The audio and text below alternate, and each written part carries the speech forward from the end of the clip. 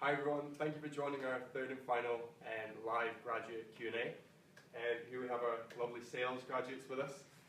So the first thing I'd like to ask is just for you all to briefly introduce yourselves.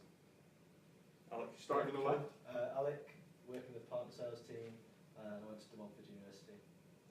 Hi, I'm Callum McEwen, account executive in public sector in the healthcare team. I went to University of Portsmouth. I'm Matt Thompson. I'm a business manager in our SMB team, which is small and medium-sized business solutions and partners is the official title, and a slight one, yeah. And I went to Newcastle University. Okay, so we're just going to start off with a few simple questions. What has been your most inspiring moment here at Microsoft? Quite an easy one to start with. Fun moment, inspiring, interesting, you know. I would definitely say MGX, which is the Microsoft Global Sales Conference. As part of first year grads, you get to go out to the first one, and potentially more after that as part of the sales track as well, which is cool. It's an opportunity where they bring together like loads and loads of people in the company, so there's tens of thousands of people there, and it culminates in like loads of gigs by Justin Timberlake and stuff, so it's just awesome to just go to the company and Big fan. so yeah, just name drop that one in there. Yeah, inspirational. I mean, just working for Microsoft, specifically in healthcare, there's a lot of solutions that you probably aren't aware of, but you know, it could give a nurse or a doctor 15 to 20 minutes of their time back, and that to a patient experience would be really invaluable. So there's a lot of customers that I have, you know, they've given us real case studies, and you can see the value that it's given to the end user experience. So rather than just selling her products, you're actually seeing results in terms of more time being spent with patients and doctors. So that's really something that's inspired me. I think one of the most inspirational things I've come across is definitely the guide dog story that we did a couple of years ago. So that was Microsoft working with one of the local charities in the area to improve those who are visibly impaired, around developing solutions that help them navigate around supermarkets, around town centres, with the aid of the Guide Dogs charity. So if you get a chance, I'd definitely have a look at that. I think it's a really inspiring story. And is that something you got involved with through your job role, or is that something that you found that you were able to look into outside of that? So I wasn't directly involved in it, but I had my housemate at the time, who was also on the graduate scheme, was one of the lead developers on it. Oh, wow. And watching him come home with different bits of kit, watching him work with different customers throughout that process, and watching the results that he can have, it is very cool how a graduate at Microsoft can make such an impact to a community which realistically needs our help to advance in the future. Sounds good. So why Microsoft over all of the other big names in the tech sector? Wow, we're starting easy here. I was going to say, Settling you in. it's a Friday afternoon, come on guys, take it easy. I think for me, I know I definitely want to work for a technology company, just because I think it's constantly changing, it's exciting. Hopefully, provided with the right company, you're not going to be out of job for a long time because it's constantly innovating, etc. For me, what attracted me to Microsoft was the fact that I suppose when you're at uni, etc., you don't necessarily have a good scope or understanding of the technology sector, particularly companies that only sell into sort of enterprise or business to business.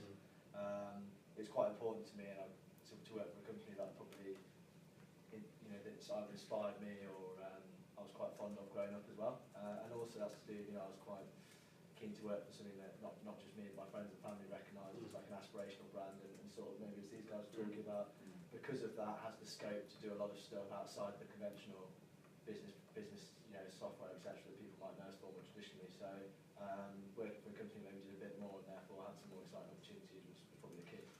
Okay. Yeah, I'd say Microsoft's kind of touched my life personally from being a young age. Windows 95. You guys are probably too young to remember that, but from that through to Xbox, through to using Bing, to using Office. It's been involved in different parts of my life growing up, and specifically the Mac scheme. You're 2 years enroll. It's not kind of a 6 month here and there, not 6 months there. You're there to learn that role. It's more of an accelerator scheme rather than kind of a graduated 6 months here, 6 months there. You've got a real role, and you kind of grow and develop into that role. What is the Mac scheme? What does it stand for? Is it, So it's, Acronyms. so lots of Put you on the acronyms spot. in Microsoft. So it's Microsoft After College Hire, I believe that's right. Is that Yeah, correct? That's right, correct. Yes. Tips. Yeah. You good. passed. And I still get to keep my job, right? Yeah, Good. Yeah, for me, I was lucky enough to come through the intern scheme, so I already knew a bit about Microsoft. I knew about what the company was like, but the main reason I wanted to come back as a graduate is because of the people that work here. I don't think there's many places elsewhere that really not only hire top talent but develop them in a way that they want you to be the very best that you can be. We've got a very competitive nature, especially along the Mac schemes do. You know, because of the calibre of people you bring in, that having that little cohort around you to push you to be the very top of your potential is something that definitely drives me still now, 3 years into being here. So for me, it's the people that Microsoft hire, I think, that makes this company what it is. And when you're talking about that competitive nature, you mean people wanting to sort of do good and drive and be the best they can be. Definitely. But in terms, there is that collaborative piece where people work on the work of others and you help each other whilst doing that. I think, the whole mantra of Microsoft is to fulfill your potential and push, to be the best that we can be. If you think about what Satya says in terms of empowering every person to be the best on the planet, if we don't have that ethos ourselves, then how can we share it with our customers and consumers? That makes sense. Yeah, it's not competitive in terms of trying to get on top of the marks and try and knock them down, but everyone's driven, everyone's in the kind of same boat, everyone wants to look 3 or 5 years down the line. So it's a really, really good atmosphere to be developing and growing, and then also making friendships and going forward. Helping others. Yeah, definitely. Okay, so just to answer one of the questions we've got already from the stream, we've got a question from Funke saying she's wondering how often you get to work with graduates on other streams, and for example on the technical side or different projects throughout Microsoft. So Yeah, I could probably take that one if you want. Yeah. So yeah, it's part of my role as essentially being an account exec, being that forefront for the customer in their relationship with Microsoft. I work with not only my own specialist sales team, I work with our services organisation in terms of helping customers deploy our technology once they've purchased it, and that can go from anything from development work of some of our Azure services to deployment of Office 365 to support services through Premiere, and you almost form your own individual account teams regardless of which area you come into the business. You work with everybody across the whole scope. So me in sales, I will work with the services team, like I said. I will work with the developer experience team to help bring a particular ISV, so an independent solution vendor. Yeah. I think so. Solution, yeah, through that side of things, all the way through to consumer channels if you're working in the retail space. You do genuinely get to work with friends and colleagues from across the business. Yeah, and it's not just kind of technical as well, you can have marketing as well. So I've worked, being able to give feedback on what areas I want, the marketing team to focus on within my accounts. So, it is really, although you're put into different streams and different roles, it's quite collaborative. You're not just kind of only dealing with sales guys, although do get on with you too. There is a wider Microsoft, there's different areas and you get to engage with that, so that's a really good thing. And I think that actually maybe to put a different thought on it, part of the benefit of Microsoft is that you're not just engaging with other graduates. You get put, you're not put into a team and a function where it's like, right, that's where all our grad hires go and they're all going to be doing the same role and it's just a team just for that. You're put into a full-time role with a structured team doing a role that actually, alongside someone who's doing the same function as you but might have sort of 20 years experience, right? So having the sort of scope to do that, actually working with people that are well outside your age group, completely different generations, and the insights that they bring, I think is actually a really valuable pulling point. And yes, at the same time, then being able to sort of work with and validate along the way what other kind of grads are doing and how to kind of learn from them as well. Okay. okay, so a lot of the people listening in today are obviously going to be going through the application process soon. So just a tip from each of you, what one piece of advice would you give to them during the actual application process? Yeah, I would just say kind of be confident in yourself. If you're going through the stages, you're obviously doing the right things. Be yourself, more importantly, but also be confident. So if you're going to go for a job, be confident in what you are. Know yourself. If you're trying to project someone else, then it's going to kind of be caught out. So just be confident in who you are and kind of go with that. That's all you can do really. So that would be my tip.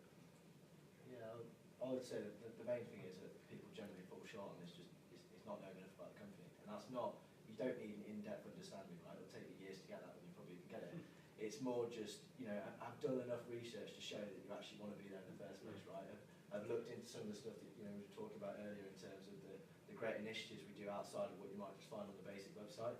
And more importantly, find out what those specific things are that you're passionate about. Like, there might be stuff on the website that you've read about that to you just isn't that interesting. And don't try and pretend that it is. Find something that really excites you about the company, learn about it, and then show that on the day. And I think the amount of people who, you know, even I've spoken to sort of got through assessment day, and then you grill at that sort of level, and they haven't just bothered to do the research. And that, to me, straight away, obviously I'm not a hiring manager, but it instantly presents that actually, do you want to be here enough if you haven't taken the time to research kind of to articulate that. And did you have something that you went on to look on to find that out, or did you just ding it? Or? I'd say, I mean, definitely start from the website's a great starting block, right? Just learn about that. The Be Your Futures blog is by far, I think, the best graduate. I'm not just giving it a plug here, but when I was looking, there's not many companies that have a specific thing like that run by grads and interns, etc. So that's really cool. And other than that, just look through the news, right? You know, last few months, what have we been doing? Things like the stock price, why has that shifted? How are we doing versus competitors? And get a good understanding of what we're about, and that makes you a lot more credible, I think, on the day. Yeah. You're not going to get grilled on, you know, operating profit or revenue or anything like that, but, you know, the mission statement, how that ties in with the, you know, the culture that we're trying to drive, and how we're now trying to use that with our customers, that's something I would really emphasise for people going into sales to talk about, because that's how you're going to relay with the hiring managers. They're going to want to have people that fit in similarly kind of situations. So I'd definitely read that up. You most likely can find that on, you know, lots of search engines, specifically Bing. But yeah, definitely. Others are available. Yeah, others are available, but Bing is preferable. Okay, cool. Sounds good. So we have another question from Nicole. So they want to know, did you have any specific sales training for your role? Do you get the opportunity to work outside of the office, for example, client sites? Yeah, so I've actually just come back from Munich in some Mac training. So I've just been not locked away in a hotel and brainwashed, but it was really engaging, like really good sales training specifically. So we did a sales simulation, so, you know, operating a business at different levels and going through it. And then more specifically, you know, how do you build the questions, how do you present, how do you bring in stories instead of solutions? Because, you know, selling solutions is, you know, selling of the past. You need to really engage with your customer and understand it. So straight away, I'm only enrolled for 2 months, as well as some optional training that I've been, you know, put forward for by my manager. So if there's areas that you want to work on, speak with your manager if you're successful, and you can definitely get those highlighted. There's a massive training program here at Microsoft. Yeah, the amount of money that Microsoft put into development is staggering, right? You've got the full range of training options available to you, from trips away as part of the graduate scheme to you know, training in your own time through some of the video portals that we've got and things like that, through to like we were saying there about being sponsored into different sales courses. So me myself, I came from a services background. I moved to sales in the last 6 months. As part of that development and onboarding, I've done Microsoft Sales Process training. I've also signed up now for the negotiation training, which is happening in a couple of months' time.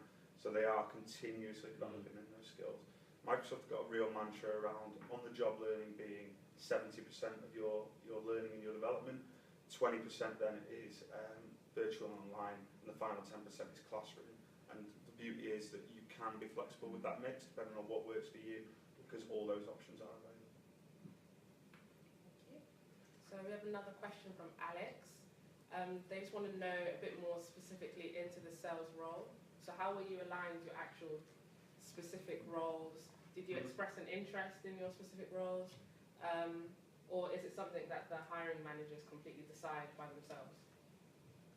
I'd say in the shortest way possible, you know, you don't get a decision per se. You know, you can't go and just pick one form like this is what I want to do. You apply for a stream, as we all have done here. On the day, there's different hiring managers, and there's a couple of things to consider when I speak to you about this. So first of all, there's each year they're hiring for different streams, right, depending on the demands of the business. So that's what I went back to in regards to, because you're going into a set team. It's not like every year they take the same sort of grads into the same roles. It's like what's the needs of the business at that time. And that means, therefore, that the hiring managers that need people within those different teams, and they've identified that they'd like grads within those roles, will put forward and then come forward on that day. So, yes, on the day you've got scope to show a desire to a certain hiring manager, and they at the same time will pick out certain, because you might go and make a really good connection with 2 or 3 hiring managers, and a couple might swing towards other individuals. So to that degree, you can maybe influence to a certain piece on the day. That being said, it's probably important to recognise you want to come into the function you apply to. Use whatever role you land in as the springboard to then scope. So for example, with Matt as an example, knew he wanted to move into sales. He's used his few years probably a role to get an understanding of that and building connections to do that, and now he's moved into a different role. Yeah, definitely. To build on that, right, I applied for the sales stream. I got knocked back from the sales stream, but put on the services stream. So that account management, business consulting, project management stream. Because at the time, Microsoft felt that that's where my strengths lay. Based on what I've done at uni, based on my internship, that's where they thought my strengths were. And I think that that's the main bit of advice I give, is that Microsoft don't just take anybody and stick them in any old role. They, the hiring team have had that experience. They know where to put certain people with certain skill sets into specific roles based on what's available, as Alex said. But you need to trust Microsoft that what they're doing is right. I got put into a technical account manager role when I came in. I didn't think it was for me. I spent 2.5 years there and absolutely loved it. Because then you've got that scope then, as you were saying, to springboard your career following that. And I learned enough in that role around the sales element that I was able to develop those skills and show future hiring managers that I was ready for a sales role, which I'm now in. And that's pretty much the purpose of the process, as you said. The process is to try and find out a little bit more about you as an individual, and then also then on the assessment centre day, HR have got a really good experience in terms of mapping people out to the right hiring managers based on the requirements from the company. So I would say, if you do have a mining role, ask questions when you're in the assessment centre about what does that role look like, because we have different language here in Microsoft. So definitely, query certain words if they come up during the assessment centre. And account exec, what does that actually mean? Will I be, internal based? Will I be customer facing? Sales solution specialist, again, what does that mean? So definitely query that, but the process is supposed to be aligned to matching the right people to the right roles. Okay. Yeah. So in a sense, don't be worried about not knowing everything coming in, because the roles are there. They just help to align you best. Yeah. So a question I would quite like to ask actually is there a lot that you can get involved in outside of work? Those sort of things you can do with colleagues, or just that are maybe inspired from work that go out of hours? I don't know. Yeah, so, and we'll probably all go to school a little bit of this, but Matt's quite heavily involved in the football, being different levels of success apparently. So first of all, I'd say coming in, and this may be more plug for grad schemes in general, you move into a new area, this question always comes up, what was it like moving to a new area, you move to the company? It's so great coming in, and it's probably the same interns, you come in, you've got a massive group of you already, all in a similar boat, so that in itself gives you a really nice network of sort of friends, etc. to go out from, which is cool. And then absolutely there's so many things to get involved in from both a sport and society's perspective, which might be a bit more traditional than what you're used to at university, but also loads of projects and sort of stretch stuff that we talked about, again, those things, those sort of stretch things we were discussing earlier. If those are the sorts of areas you want to get involved in, you can say, right, I've got a volunteer, you get a set amount of volunteering days.